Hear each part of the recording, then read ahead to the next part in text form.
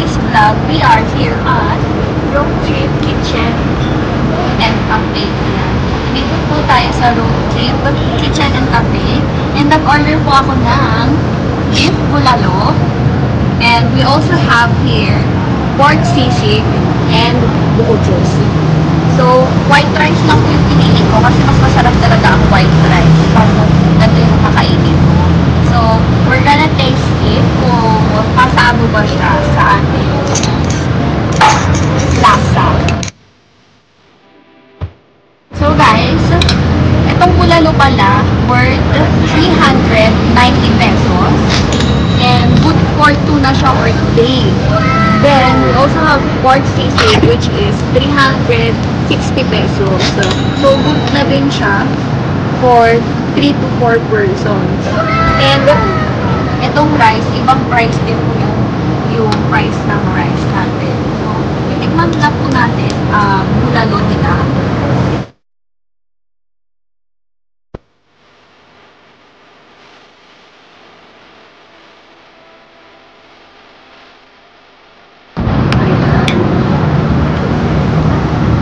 Tikman po natin.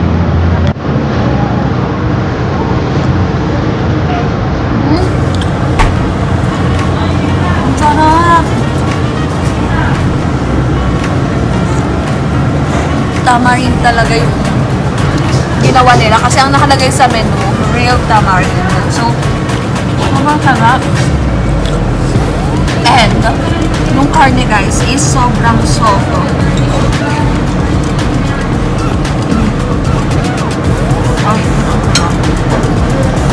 So, also have here, pork sisig.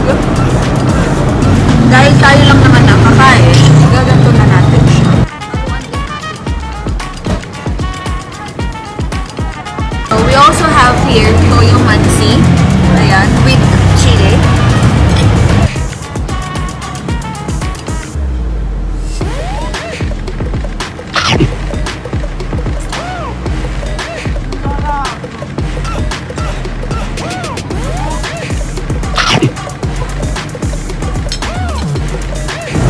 Tikman natin siya without the soy sauce.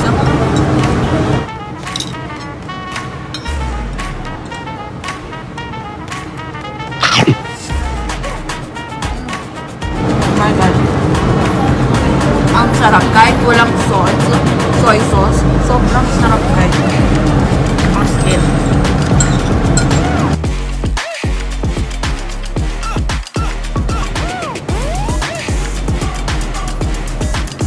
Ang sarap. Sa mga hindi nakakaalam guys, yung favorite fruit ko is buko guys. Favorite ko to. Sarap. Kainat natin itong buong kamatis.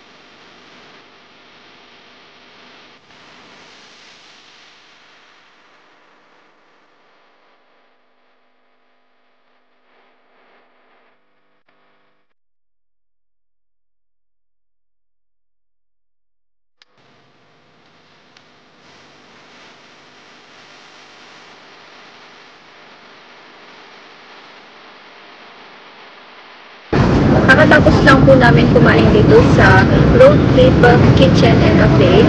And sobrang sarap po ng food. Hindi lang po a la carte yung ino-offer dito sa Road Trip. Meron din po silang boodle menu which is good for 5 to 7 persons or 1 to 3 persons. Meron din po sila.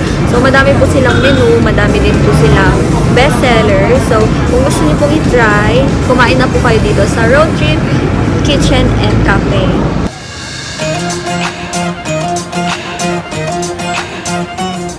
Road Trip Kitchen and Cafe is located here at Cedar Peak Building here in Upper Mabini Street, Baguio City.